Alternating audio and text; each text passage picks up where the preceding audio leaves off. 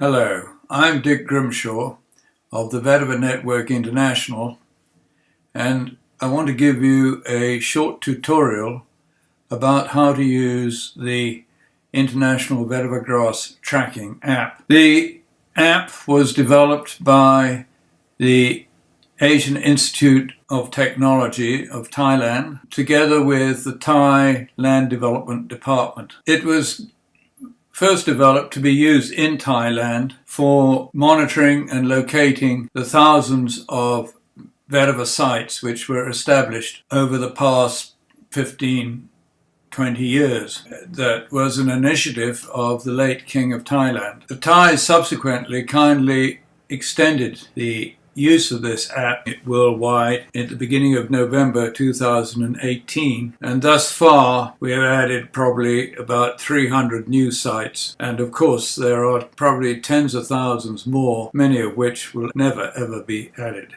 The purpose of the app is to provide a better indication of the worldwide coverage of vetiver and its uses, and help in the promotion of the technology. Secondly, projects that are developed by particular agencies who want to monitor these projects, and there may be multi-sites within a country or neighboring countries, can use this app to locate their vetiver sites and then search for them as a group. This app is capable of providing summarized data for groups of projects. Thirdly, this site is the promotion of the commercial aspects of vetiver. The tutorial will be in two parts. Part one will cover what I call the front end of the app, which is for public use. And then part two will focus on what is behind this app and for which only registered and logged in users can use it, and they can use it for adding new sites, editing old sites, and updating existing sites.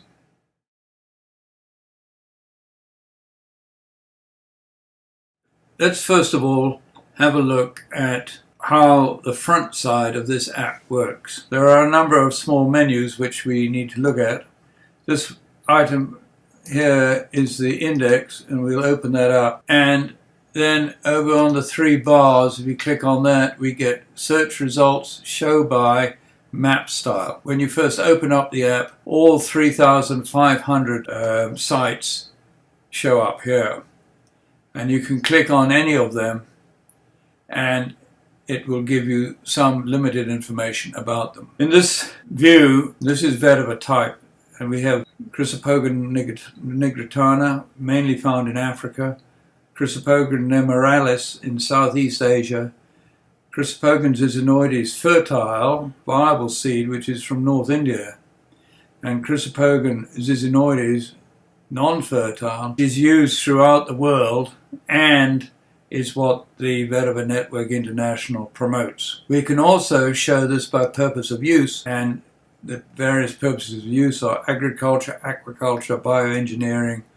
biomass production, disaster mitigation, phytomediation, propagation, soil water conservation, and other uses. Then we can also show by map style, the three map styles, OSM, which is this one, a road map style, which is this one, and satellite, which is that one. Often the road map one is quite a useful map to start with. This button over here is a search button, and if you click on it, we can search by various fields, but the easiest one to search by is probably country, and in this case I'm searching for Australia. I click on that. There's one site up here in northern Queensland, and the other ones we have locally are in the hinterland of Brisbane. We click on that, these sites appear, and you can see there's some for bioengineering, others are phytoremediation, and again, there's a cluster there, 5, we can open those up. Here's one of disaster mitigation. If one clicks on that disaster mitigation, here we are, it's the Store Street Channel in Queensland, a satellite image which came from Google Earth, which we inserted there. Here is another image. This is an interesting site in that the vetiver had been planted back in this area here about 10 years ago, and recently it was removed. One of the useful aspects of this tracking program is its ability to summarize data of groups of projects. For example, if we click on this icon here, this data comes up showing for all 3,500 projects the number of planting slips which have been planted by various categories. You can change that to the number of projects, and this shows the number of projects. Or you can show it by vetiver type, which shows the number of projects using these varieties of vetiver. You can switch that to the number of slips of each variety of vetiver. We could pick another one up here and select China, which is this one. Search.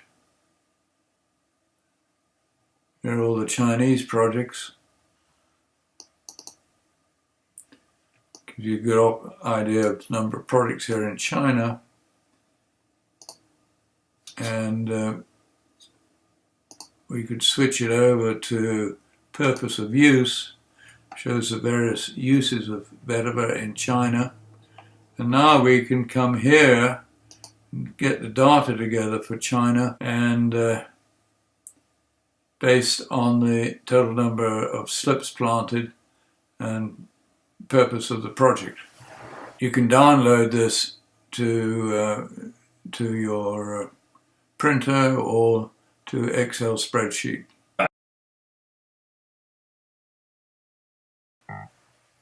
Part 2 of this tutorial will focus on how to register, logging in, and locating new sites, and editing and viewing existing sites.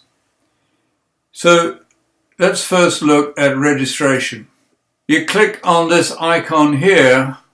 It's fairly simple. You fill in your name, your country, and then the role. And this is the most important part of the form. You have to select from 3 options. It's a drop-down menu.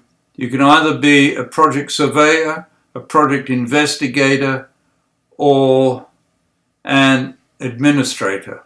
There are only 6 administrators allowed, so please do not register as an administrator. You should only register as either a surveyor or an investigator.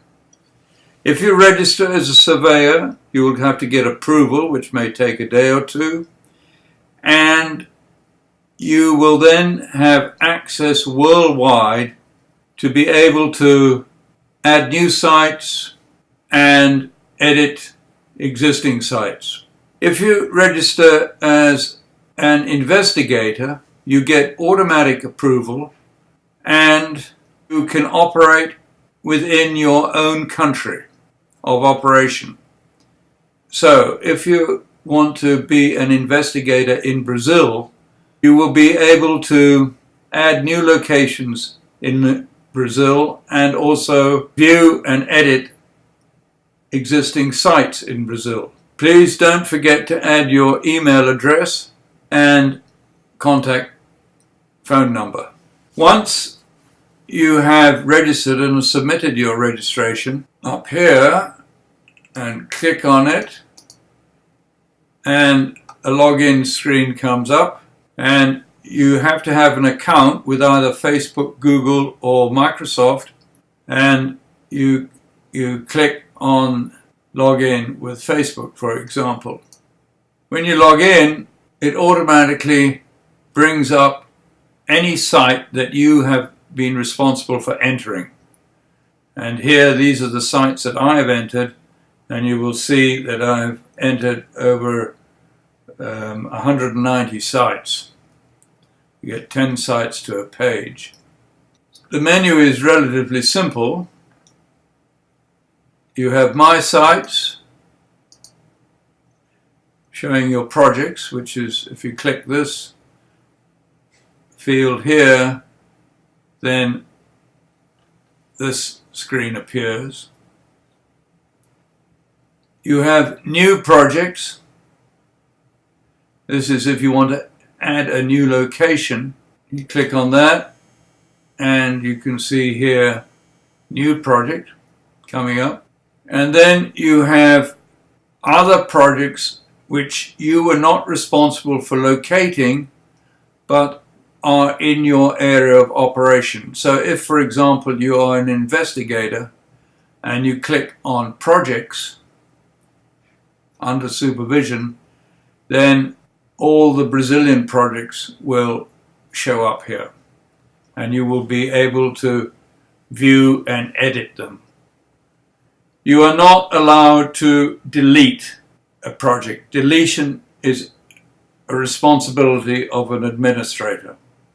If you think a project should be deleted, then you should contact an administrator. Now I want to show you how to add a new project site to this tracking app. When you open the new project and hit this button over here, this screen appears and it has a number of components. One, general information, and containing a number of drop-down menus such as this. Some optional information which includes putting photographs in here, adding photos or videos, and a location map. First of all, we will look at how to find your location. When you open this, it normally comes up something like that. You can either view it by satellite or you can view it by street. Sometimes it's easier to find a place by using the street. So I've switched to street and now I'm coming down here. You can move the map around with that. And I happen to have pre-selected this area and I come down here and then the site is in this area here. So I then switch to satellite and I continue zooming in. Here it is. And in this particular image, it's called Mosquito Farm. It's down in Texas. And you can actually see the vetiver. This is all vetiver grass. And we've got vetiver fields here. We've got vetiver here. We've got vetiver here. Here, there's a hedgerow of vetiver here. And if you go over here to the coast here, you can see some vetiver in this spot here. We found where the location. We can then take this drop pin here and come and put it in there like that. You see, automatically these fields fill in. If you want to move this pin, you can click on that, put some handles on it, and then move it around. And as you move it around, save it, it will also change this lat long information. The other way of adding information, if you have not been to the site, is to use Google Earth. So here, I've already found it on Google Earth. Here's a Google Earth image of the same imagery, same spot. And the advantage of Google Earth is you can look at it from year to year. Here, this is in 2018. And if you go back here in 2010, there was no vetiver here. So using Google Earth, you can actually get an idea when it was first planted. Here in 2011, it's showing up for the first time. Anyway, we'll go back to do a right click. This box comes up and you can pick up the latitude, longitude. So you can take that longitude, copy it, and put it in here, paste it, and then go back and pick up the longitude here, copy, and paste it, and then click that button. You can change it around, either putting a handle on it, or actually you can just bring in another dropper, put it there, that old dropper, it disappears. You can give a name to it, and I would suggest you put a code in here, USA, and you could just type in mosquito farm.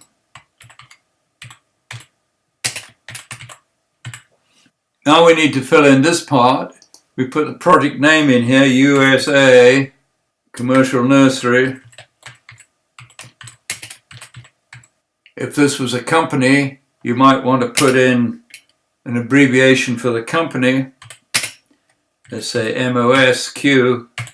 Then you put in the type, what purpose it's for, and it's for propagation. Select sub-purpose, commercial propagation. Select planting pattern, planting in rows. Planting date, I think this was about 2014, so we put that in. Select species of grass, it's non-fertile. Variety is sunshine. We know that. Comes from Louisiana. Number of plants. Now this is just a pure guess. I'm putting in 10,000. There may be more. And the number of plots, probably at least 10, so you can put 10 in. Then we need to put a photograph in. If we go to choose file, we add this, open, comes in here, image caption, a couple of tips on locating your project on this app. One is, if you're in the field and you're actually on the site, if you have very good connectivity with your mobile phone and you have the smart app for tracking system, you can enter that information right there in the field. Often though, you don't have connectivity, but you can still use your mobile phone to record the latitude, longitude coordinates. If you want to go back and edit that information, you open up My Projects, and you can type in here. Remember, we had a code for mosquito farm, MOSQ. You type that in, and as you can see, it comes up here. And you can then go to Edit, and here is the information we had on the mosquito farm, and I can make changes here. For instance, I've now found out that we have 50,000 plants there, so we can put in 50,000, and I can save it. Once it's uploaded, an OK sign will come when you just click OK. Now I want to go back to find mosquito farm again because I am coming back here after 3 or 4 years, and I want to view it. So here I am with the information. If I click on that photo, you see that was the photo we entered when we set up the site. And now I want to put in some recent activities. So I go to Add Progress, and I've just taken some photographs of the site, and so I'm going to enter them, and I can go. I've got to upload photos, and I've got 3 pictures here of mosquito farm. I'll add those 3. Click on there, and they come in here. I might add that you can only add 3 photographs at a time. You should add them all together. If you only add 1 and then you want to add another one, then the second one will cancel out the first one. You can put some information in here you can put links to websites, but in this case we're just going to say satellite imagery. We click Add Progress. I want to add some more photographs. I can do that by adding progress again. Upload some photos. Pictures here I can upload, put those in. Here they are. And put in some text and add progress. Success. So here we've got, I was able to add 5 photographs or 6 photographs all at one time. And you can do this every year if you want, so every 2 or 3 years, and this gives you a timeline of what's going on. You can also edit them and delete them, do what you like on the sites. Now if you want to do the same with other projects which you have not entered yourself, you can click on under supervision and click on projects. The whole database of projects will show up, and you can go through the same process as I did for Mosquito Farm on any of these. Just remember, if you're editing or adding information to somebody else's project, remember the Wikipedia rules that we are professionally honest in what we do, and only make changes which can be verified.